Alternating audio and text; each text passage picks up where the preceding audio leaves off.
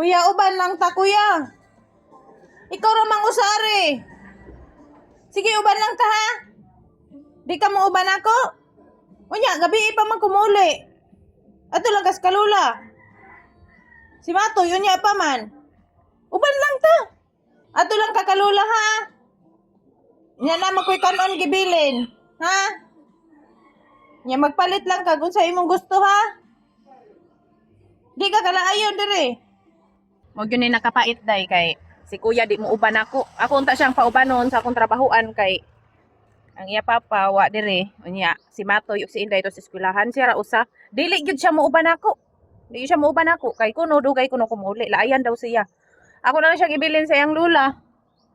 Dol man sa among balay. Pero kay ngano ba sad oy mahingawa man sa tanong? Kita inahan ba mahingawa gyud tagatong anak kuan.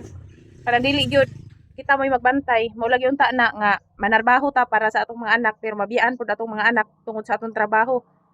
Mundang naman ta og trabaho guys pero kay unsa na basad ni oy nga mag-focus na ta kung kuya. Unya kay nana masad ko napatian nga balita nga kuan na pud iban daw ang Facebook. Trabaho yun gihapon ta ni ani. Imbis mo undang na tag trabaho nya iba naman pud ang Facebook. Hagoy kinabuhi. Pobre.